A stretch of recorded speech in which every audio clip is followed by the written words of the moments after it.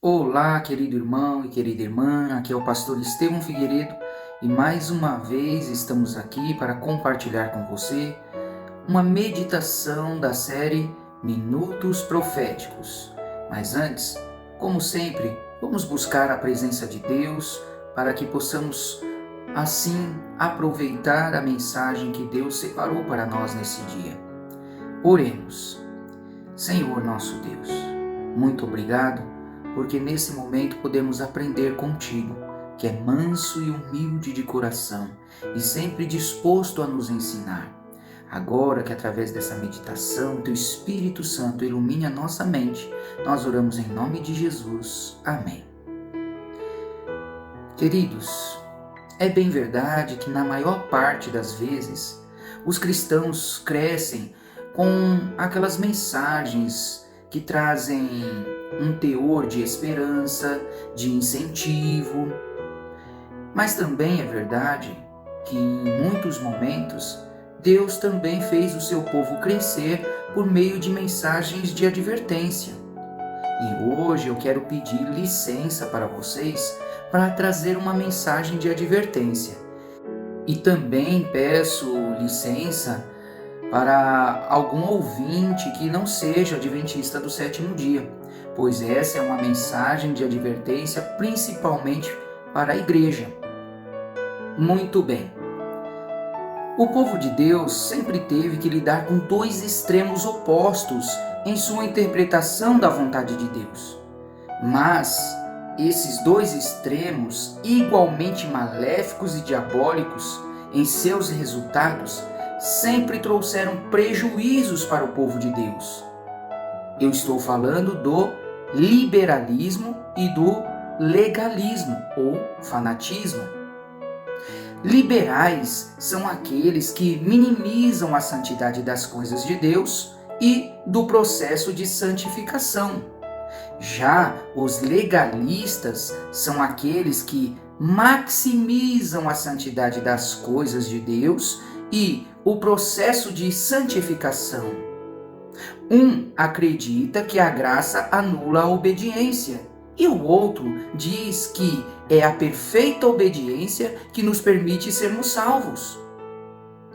Embora liberais e fanáticos estejam em pontas opostas em seus métodos de interpretação teológica, juntos formam uma estrutura de ferradura, ou seja, partem em direções opostas, mas envergam tanto em suas teorias que ambos se encontram colhendo ou atingindo os mesmos tristes resultados para a obra de Deus, como divisão do povo, teorias não comprovadas pelo assim diz o Senhor, distorção da verdade revelada, infidelidade à palavra de Deus, mau testemunho, distorção da pessoa de Deus, do seu caráter e de sua maneira de lidar com o pecado, também distorção da verdade sobre o pecado, estímulo de falsa esperança, compreensão errada da graça, entre outros. Na Bíblia, vemos Deus repreender tanto o liberalismo quanto o legalismo ou fanatismo. Quando os hebreus saíram do Egito, movimentos liberais surgiram tentando trazer o sincretismo religioso como sendo algo dirigido por Deus. Por exemplo, a construção do bezerro de ouro, de modo que o Deus verdadeiro pudesse ser representado por uma imagem de um deus egípcio, Apis, ou um deus cananita, Touro-El. Ambos os deuses eram associados à força e fertilidade. Porém, como podemos ver em Êxodo 32, Deus reprovou a atitude dos liberais. 3.000 homens foram mortos por causa disso. Por outro lado, após o cativeiro babilônico, o farisaísmo exaltou tanto a lei de Deus que, para eles, a salvação se tornou fruto da obediência à lei. Por isso, eles criavam e seguiam regras provenientes da tradição dos anciãos, que, nada mais era do que várias regras criadas baseadas em diferentes modos de interpretar a lei de Deus. Jesus teve que combater o legalismo para que o povo se voltasse para a graça ofertada por Deus, como podemos ver em Mateus capítulo 15, do 1 ao 20. Liberais e legalistas caem no mesmo erro, o exagero. Deus reprova tanto o liberalismo como o legalismo.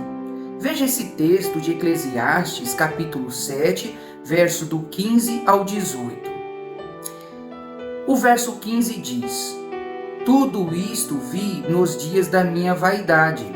Há justos que perecem na sua justiça, e há ímpios que prolongam os seus dias na sua maldade.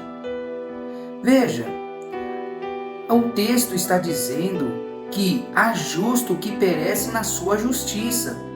Embora a pessoa era conhecida como justa, em algum momento ela foi além do que Deus pediu e acabou perecendo na sua própria justiça. Ou seja, o resultado foi que o conceito de justiça veio dela e não de Deus. No verso 16, o texto continua: Não seja demasiadamente justo, nem exageradamente sábio, porque por que você destruiria a si mesmo?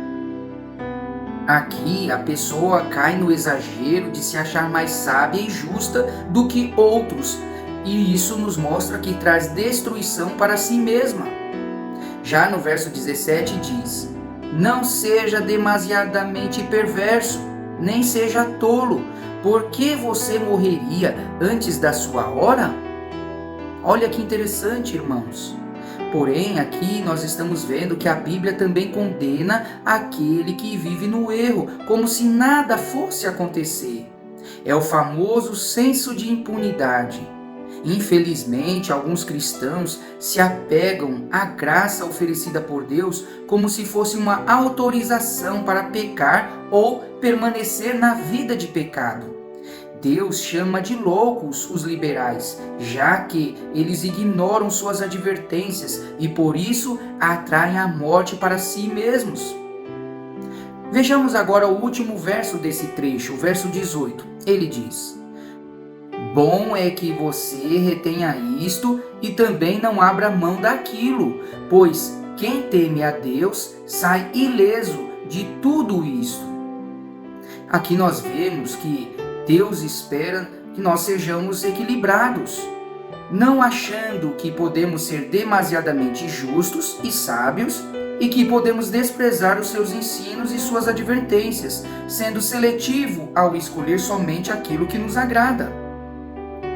A Igreja Adventista do Sétimo Dia também sempre teve que lidar com esses dois movimentos que, vira e mexe, surgem e querendo radicalizar a maneira da igreja interpretar as escrituras e os escritos também de Ellen G. White. Um exemplo de liberalismo é que mesmo após Ellen White receber a famosa visão de saúde em 1863, muitos adventistas, inclusive pastores, não viam problema em comer carne de porco, usar fumo, café, entre outros. Por isso, vemos em alguns determinados momentos e contextos Ellen White sendo dura nas palavras para que o povo levasse a sério a mensagem de Deus que ela havia recebido. Olha esse trecho do livro Conselhos sobre Regime Alimentar, página 19 e página 20. Ela diz: No tempo em que a luz da reforma de saúde brilhou sobre nós, e desde então tivemos a diária indagação: estou praticando a verdadeira temperança em todas as coisas? É o meu regime de molde a colocar-me na posição em que eu possa realizar a maior soma de bem? Se não podemos responder afirmativamente a essas perguntas, permanecemos em condenação diante de Deus, pois Ele nos fará inteiramente responsáveis pela luz que fez brilhar em nosso caminho. Deus revela o tempo de ignorância, mas tão logo a luz brilhe sobre nós, ele requer que mudemos os hábitos destruidores da saúde e que nos relacionemos devidamente com as leis físicas. Queridos, infelizmente, já no tempo dela, alguns estavam levando a mensagem de saúde a um patamar extremo, indo além do assim diz o Senhor. Por isso, veja como ela cobra o equilíbrio nesse assunto. Ainda no mesmo livro, Conselhos sobre Regime Alimentar, página 196, ela diz: duas classes têm sido apresentadas. A primeira, os que não estão vivendo à altura da luz que Deus lhe deu.